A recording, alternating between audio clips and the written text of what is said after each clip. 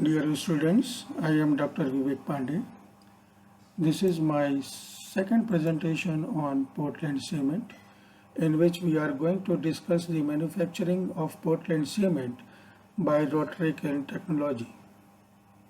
In my first presentation, we have discussion about the general aspects of Portland cement. In manufacturing of Portland cement, raw materials are very important. We are using calcareous materials. These are the materials which supplies lime, and commonly used materials are limestone, chalk, marl, etc. We are using argillaceous materials. These materials provides silica, alumina, and iron oxide. Generally used materials are clay, shale, etc. We need fuel as the temperature of around 1500 degrees centigrade is required in making cement, and the natural gas or a pulverized coal is used for burning the raw materials. Pulverized coal is finely grinded coal powder having particle size less than 100 microns.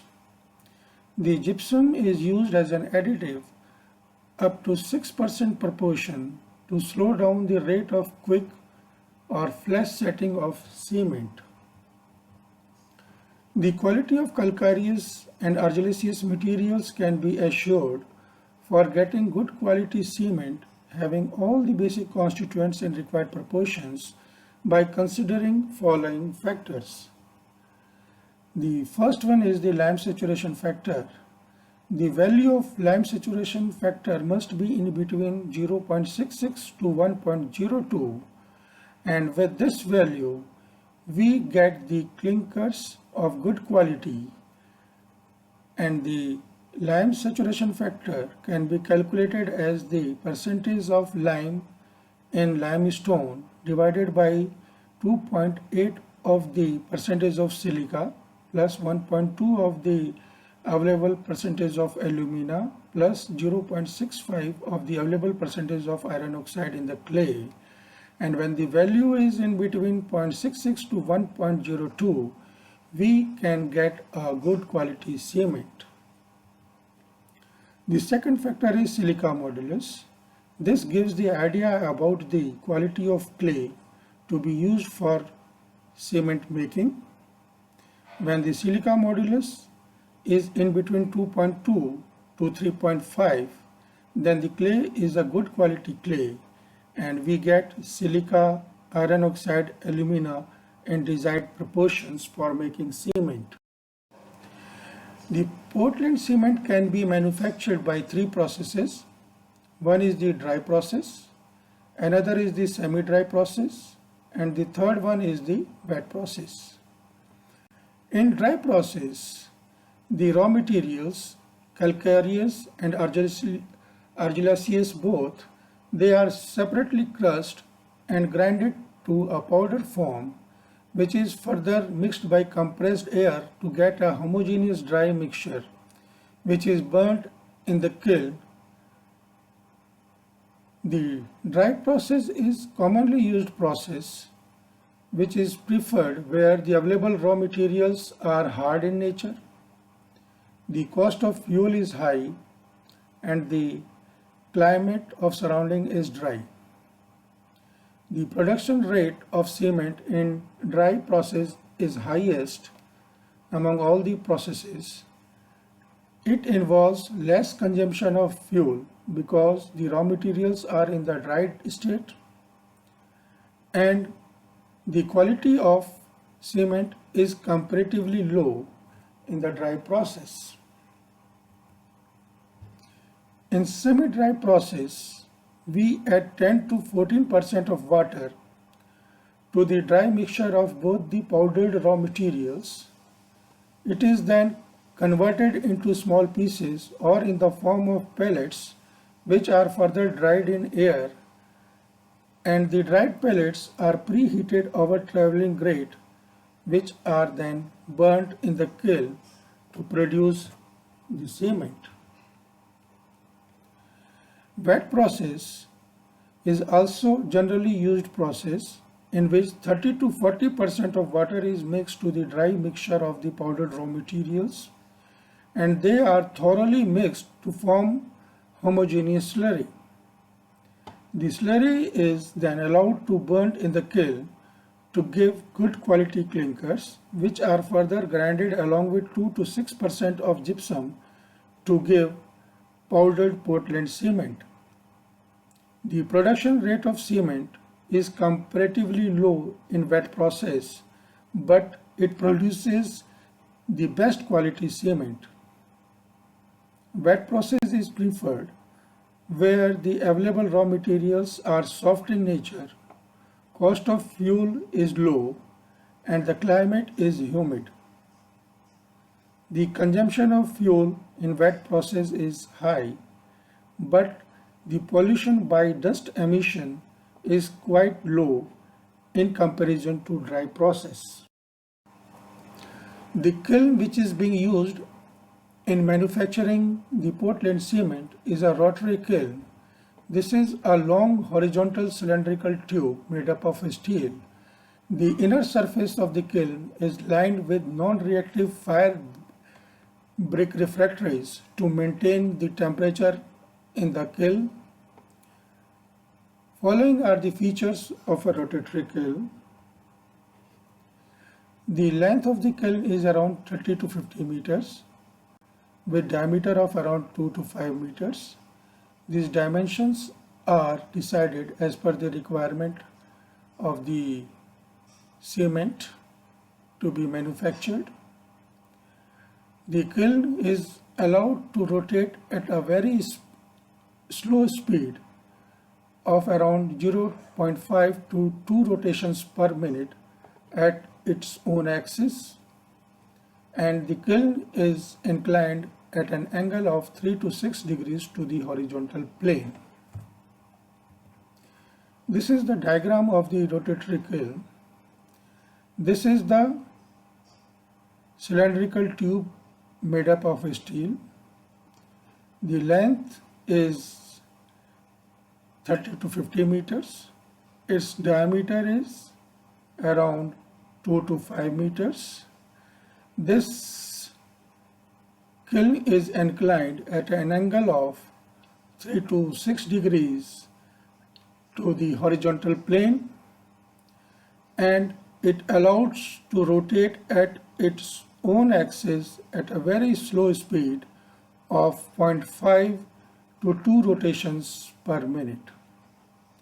The whole portion of the kiln is divided into 4 zones. The upper zone is a dry zone having temperature of around 400 degrees centigrade, where the moisture or the water content of the slurry is dried. The upper central portion of the kiln is preheating zone, where temperature varies from 400 to 700 degrees centigrade, and in this zone the clay decomposes to give silica, alumina, iron oxides and other oxides required for making the cement. The lower central portion is a calcining zone where temperature varies from 700 to 1000 degrees centigrade, and in this zone calcination takes place. The limestone decomposes to give free lime CaO. The lower portion of the kiln is clinker zone, and this is very important zone in which basic constituents are formed, which are collectively called clinkers. The temperature of the clinkers are very high, so there is a provision of cooler. The cooling of clinkers takes place. By cooling the clinkers, the hot air is allowed to mix to the pulverized coal, and the pulverized coal is fired at the lower end of the kiln. There is a slurry tank from where slurry is added into the kiln. Because of the slope of the kiln, as it is inclined at an angle of 3 to 6 degrees to the horizontal plane, and slow rotation of the kiln at its own axis, the added slurry moves down the slope and passes through these zones, and ultimately we get the clinkers in the clinker zone. This kiln is attached to the chimney, and the flue gases and other dust particles are released to air through this chimney. So this is the diagram of the rotatory kiln in which the cement is manufactured. The burning of the slurry is very important, and just we have discussed in the diagram, the slurry is added into the kiln from the upper end, which is fired by burning the pulverized coal at the lower end of the kiln. This added slurry, just as we have discussed, gradually fired as it slowly moves down the slope due to its rotation, and the slurry passes through different specified zones of the kiln of increasing temperature. The first is the drying zone, where the slurry is dried up, its moisture, water content is removed by the hot flue gases by burning the pulverized coal. The second is preheating zone. Temperature is around 400 to 700 degrees centigrade, where clay decomposes to give free silica, alumina, iron oxides and other oxides required for cement manufacturing. Third is the calcining zone. This is the zone where temperature is around 700 to 1000 degrees centigrade, and the thermal decomposition of limestone takes place, and we get free lime in this calcining zone. The fourth one is the clinker zone, which is very important zone of the kiln, having the temperature of the order of 1500 degrees centigrade. In this zone, the decomposed lime, clay, means free lime CaO, silica, alumina, iron oxides, they react together to form basic constituents C2S, C3S, C3A, C4AF, which are collectively called clinkers. The chemical reactions taking place in the clinker zone are as follows. This first reaction shows the formation of dicalcium silicate C2S. Second one shows the formation of tricalcium silicate C3S. Third one shows the formation of tricalcium aluminate C3A. The fourth one shows the formation of tetracalcium aluminiferrite C4AF. These basic constituents combines together to form small, hard and grey colored pellets called clinkers. The clinkers formed in the clinker zone, they looks like as shown in the figure. The hot clinkers obtained from the clinker zone has the temperature of around 1500 degrees centigrade, and it is very hard to handle these hot clinkers. So cooling is required, and the hot clinkers are cooled down by air quenching coolers or the rotary coolers, where the atmospheric air is allowed to pass through the hot clinkers, which cools the clinker to a handling temperature of around 200 degrees centigrade. The hot air, after cooling the hot clinkers, is allowed to mix with the pulverized coal to dry it and increase its temperature for the effective burning of pulverized coal. The quality of cement produced depends upon the cooling rate of hot clinkers, and it should be strictly controlled and must be done at a moderate cooling rate because of the following reasons.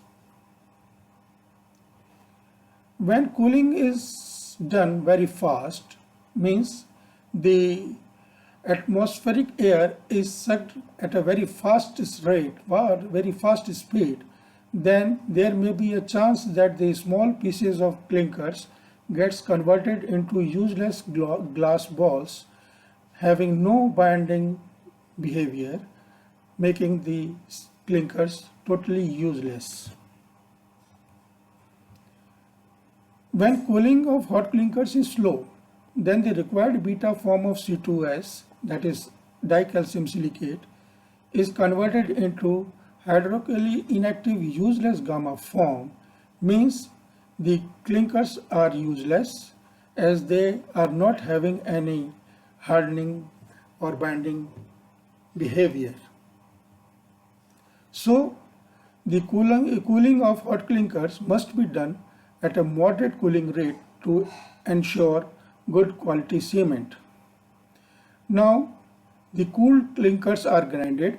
In the next step, the cooled clinkers, they are grinded along with 2 to 6% of gypsum in a long tube mill, and we get the Portland cement.